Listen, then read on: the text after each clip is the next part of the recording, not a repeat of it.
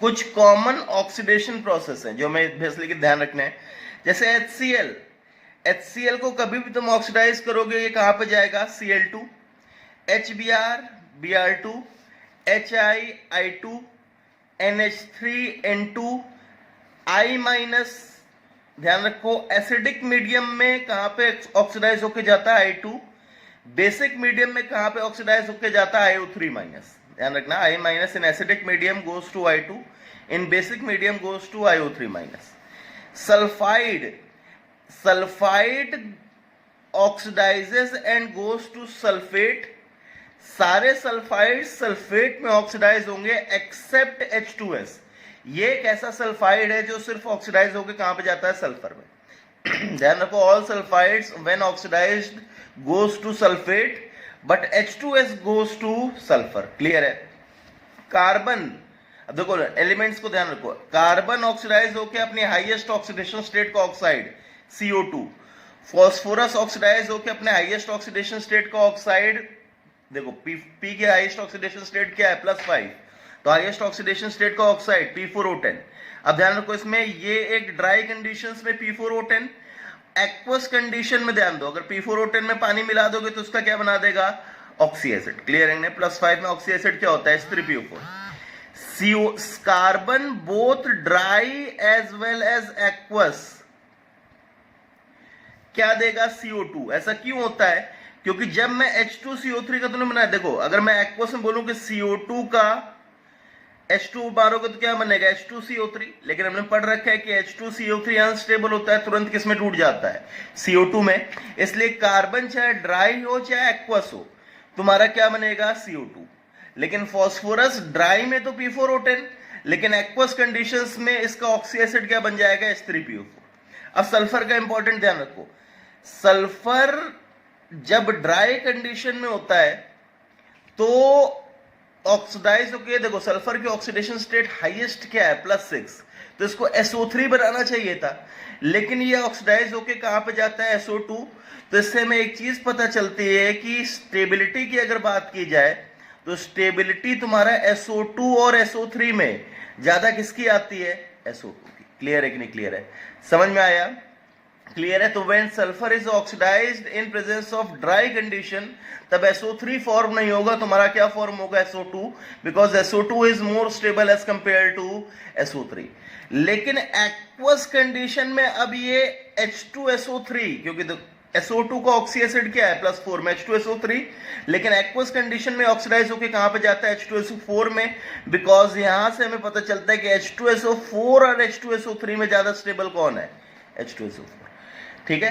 तो मैं ध्यान रखना है, कोई भी तुम्हारा नॉन मेटल है वो ऑक्सीडाइज होके कहां पे जाएगा? जैसे नाइट्रोजन एक और ले लो, नाइट्रोजन को अगर ड्राई में करो तो ड्राई में अपने हाईएस्ट ऑक्सीडेशन स्टेट का ऑक्साइड N2O5, और एक्वस में अपना ऑक्सी एसिड HNO3। तो ड्राई कंडीशन में अपने हाईएस्ट ऑक्सीडेशन स्टेट के ऑक्साइड में जाएगा, एक्सेप्ट सल्फर। सल्फर ड्राई में अपने क्या बना देता है? SO2, हाईएस्ट में जाके SO3 नहीं बनाता है, क्योंकि SO2 is more stable then SO3। और एक्वस कंडीशन में तुम्हारा क्या बनाएगा? हाईएस्ट ऑक्सीडेशन स्टेट का oxy acid, but CO2 aqueous में भी ऑक्साइड बनाता है, बिकॉज H2CO3 बनेगा तो, लेकिन कितने टूट जाएगा? CO2 में। क्लियर है कि नहीं? क्लियर है? तो ये चीज तुम्हें ध्यान होनी चाहिए। ठीक है? नेक्स्ट आता है PH3, फॉस्फीन ऑक्सीडाइज होके P4 में, H2O2 ऑक्सीडाइज होके O2 में, HNO2 ऑक्सीडाइज होके HNO3 में, H3PO3 ऑक्सीडाइज होके H3PO4 में। ये टेबल बना के अपने पूरा ध्यान रख लेना, अलग से टेबल बना कौन किस में ऑक्सीडाइज हो रहा है। दोनों चीजें, एक तो पहले ये वाली की रिड्यूसिंग एजेंट तुम्हारा, ठीक है, ये वाला, ये दोनों टेबल्स तुम्हारी एक साथ लगी होनी चाहिए। कौन सा ऑक्सीडाइजिंग एजेंट खुद जब रिड्यूस होगा तो कहां पे जा रहा है, और जो कॉमन ऑक्सीडेशन प्रोसेस है, ये चीजें पूरी तरह याद होनी चाहिए, क्योंकि यही बार बार रिपीट होंगे। H3PO3 H3PO4 में, SO2 फिर से एक्वस कंडीशन में, H2SO4 में, H2C2O4, देखो H2C2O4 में +3 ऑक्सीडाइज होकर कहां पे जाएगा? +4 CO2, Fe2+ Fe3+ में, Cr3+ Cr+6 में, Sn+2 Sn+4 में। क्लियर है कि नहीं क्लियर है? ठीक है, ये सारे कॉमन ऑक्सीडेशन प्रोसेस तुम्हें ध्यान होने चाहिए, प्लस डिफरेंट ऑक्सीडाइजिंग एजेंट्स का रिड्यूस होकर कहां पे जा रहा है ये भी ध्यान होना चाहिए। क्लियर है कि नहीं क्लियर है? आया समझ में? Next CO, CO2, N2O3, N2O5, aqueous condition में इसका ऑक्सी एसिड HNO3 और ये H2O3 2-, ये ऑक्सीडाइज होकर कहां पे जाएगा H4O6 2-। ठीक है, ठीक है। तो अब इन दोनों को हम लोग कंबाइन करते हुए रिडॉक्स रिएक्शन कंप्लीट करेंगे। जैसे पहला ऑक्सीडाइजिंग एजेंट पढ़ते हैं हम लोग, first oxidising agent is KMNO4H+, KMNO4 in presence of acidic medium. तो इसमें हमने पढ़ रखा था कि MNO4- एसिडिक मीडियम में कहां रिड्यूस होकर जाता है Mn+2। ठीक है, पहली चीज तो ध्यान रखनी है कि तुम्हारा ऑक्सीडाइजिंग एजेंट कहां पे जाएगा। अब ध्यान दो, जैसे तुम्हारी रिएक्शन है Cl- प्लस KMNO4, तुम्हें इस रिएक्शन को बनाना है, गिवन है मीडियम क्या है एसिडिक। तो देखो तुम्हें पता है MNO4- खुद कहा जाएगा रिड्यूस होकर Mn+2, तो एक प्रोडक्ट क्या बन गया Mn+2, और साथ में तुमने देखा Cl-, देखो Cl या फिर Cl- या X- तुम्हारा कहां पे जाएगा ऑक्सीडाइज होके X2 में, तो Cl- को ऑक्सीडाइज होके कहां पे चला गया Cl2। ठीक है, MNO4- खुद रिड्यूस होके Mn+2 में, X- कहां रिड्यूस होके गया X2 में। क्लियर है? अब बैलेंस एलेंस रिडॉक्स बैलेंसिंग हमें याद है, हमने कर रखी है, उन बैलेंस बाद में करेंगे। अभी हमें सिर्फ प्रोडक्ट बनाना सीखना है। MNO4- खुद रिड्यूस होके Mn+2 में, और Cl- को कहां ऑक्सीडाइज कर दिया Cl2। Br- plus MNO4-, MNO4- खुद रिड्यूस होकर कहा गया Mn+2 में, Br- को कहां ऑक्सीडाइज कर दिया Br2 में। ठीक है, अब नेक्स्ट ध्यान दो, NH3 plus MNO4-, MNO4- product बनाओ, खुद रिड्यूस होकर कहां पर जाएगा Mn+2 में, और ध्यान दो NH3 कहां ऑक्सीडाइज होता था, कहां गया भाई NH3? अगर मैं बोलूं NH3 खुद ऑक्सीडाइज होकर कहां पर जाता था N2, तो साथ में क्या बनेगा तुम्हारा नेक्स्ट MNO4- खुद रिड्यूस होकर कहा गया Mn+2, H2S क्या बताया था, सारे सल्फाइड सल्फेट्स में जाते हैं except H2S which goes into sulphur. आया समझ में? क्लियर है कि नहीं क्लियर है? नेक्स्ट आओ भाई CAS प्लस MNO4-। तो देखो इसमें क्या क्या है, आयनिक कंपाउंड है Ca2 प्लस है, H2- है, और MNO4- है। MNO4- खुद रिड्यूस होकर कहा गया Mn+2 में। अब Ca अपनी हाईएस्ट ऑक्सीडेशन, कैल्शियम की हाईएस्ट क्या होती है +2, एक ही होती है, और +2 अल्कलाइन अर्थ मेटल्स की एक ही ऑक्सीडेशन स्टेट आती है +2, तो ये तो ऑक्सीडाइज हो नहीं सकता है। और तुम्हें क्या पता है सल्फाइड्स किस में जाते हैं सल्फेट्स में, तो प्लस क्या बन जाएगा, देखो प्लस साथ में क्या बन जाएगा SO4 2-, और Ca2+ का ऑक्सीडेशन नहीं होगा तो ये क्या बनाएगा Ca2+ का Ca2+ ही रहेगा। क्लियर है? FeS देखो Fe+2 S2- और MNO4-। MNO4- खुद रिड्यूस होकर कहा गया Mn+2 में। अब ध्यान दो इसमें Fe+2 भी आ रहा है और S2- भी आ रहा है। Fe+2 ऑक्सीडाइज हो सकता है, कहां पे जाएगा Fe+3 में, और S2- भी ऑक्सीडाइज हो सकता है, ये ऑक्सीडाइज होकर कहां पे जाएगा SO4 2- में। तो इस केस में तुम्हारा Fe का भी ऑक्सीडेशन होगा, साथ साथ किसका भी ऑक्सीडेशन होगा सल्फेट का। ये करके देखो Ca+2 और C2O4 2- प्लस MNO4-। MNO4- खुद रिड्यूस होकर कहां पे जाएगा Mn+2। Ca ऑक्सीडाइज हो सकता है, नहीं हो सकता है, तो Ca एज इट इज रहेगा Ca+2 में। C2O4- ऑक्सीडाइज हो सकता है, हाँ हो सकता है, C2O4- ऑक्सीडाइज होकर कहां पे जाता है CO2 में। तो ये ठीक है, इसके प्रोडक्ट्स क्या बनेंगे Mn+2 plus Ca+2 plus CO2। Next देखो FeC2O4, Fe+2 C2O4 2-। ध्यान रखो ये चीजें हम लोग जो आयंस में सेपरेट कर रहे हैं सिर्फ किसमें करेंगे आयनिक कंपाउंड्स में, कोवेलेंट में ना सेपरेट कर देना। क्लियर है? आया समझ में? सिर्फ किसमें सेपरेट करेंगे आयनिक कंपाउंड्स में। इसमें देखो Fe+2 ऑक्सीडाइज हो सकता, पहले बताओ MnO4- कहां पे जाएगा Mn+2 में। Fe+2 ऑक्सीडाइज हो सकता है, हाँ हो सकता है, किसमें जाएगा Fe+3 में। और C2O4 2- ऑक्सीडाइज हो सकता है, हाँ हो सकता है, किसमें जाएगा CO2 में। क्लियर है कि नहीं क्लियर है? आया समझ में? Next SO2 plus MnO4 minus, MnO4 minus खुद किस में जाएगा, Mn+2 में, और SO2 को ऑक्सीडाइज होकर कहां पे ले जाएगा, H2SO4 में। ठीक है, आया समझ में। देखो MnO4 माइनस, वैसे ध्यान रखो आयनिक फॉर्म में तो मीडियम हमेशा क्या होगा, एक्वस, क्योंकि देखो आयंस तो एक्वस में ही एग्जिस्ट करेंगे आयनिक कंपाउंड, क्लियर है। ठीक है, MnO4 माइनस, अब देखो H2SO3, MnO4 माइनस खुद कहां जाएगा, Mn+2 में, H2SO3 को कहां ऑक्सीडाइज करेगा, H2SO4 में। ये बनाओ, ये सारी रिएक्शन खुद से बना के देखो, फिर उसके बाद इसको देखो, MnO4 माइनस कहां गया, Mn+2, HNO2 को कहां ले जाएगा, HNO3।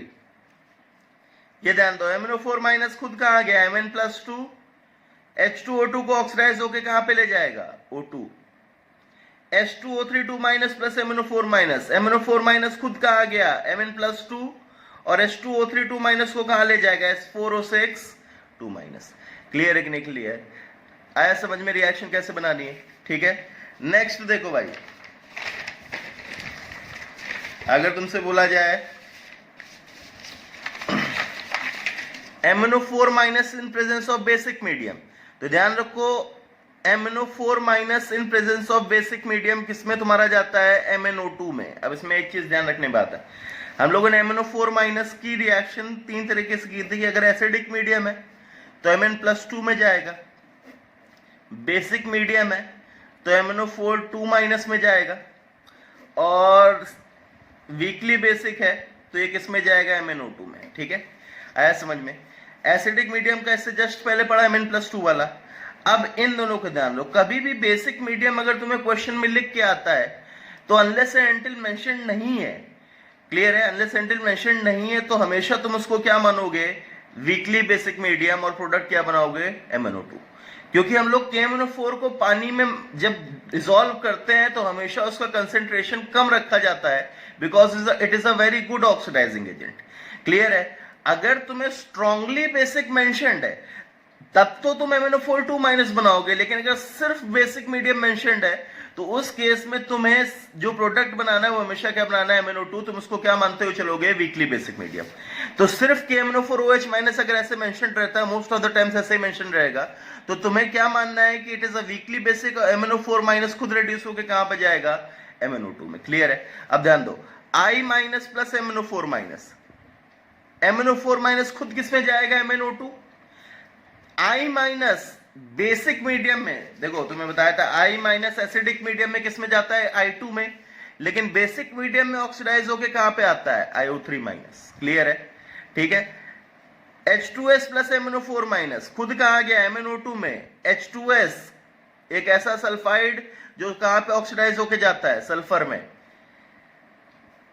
इसको देखो ionic compound Ca2 plus H2 minus, MnO4 minus खुद कहां गया, MnO2 में, क्या Ca2 प्लस ऑक्सीडाइज होगा, नहीं, अपनी हाईएस्ट ऑक्सीडेशन स्टेट में, प्लस सल्फाइड कहां पे जाते हैं, सल्फेट्स में।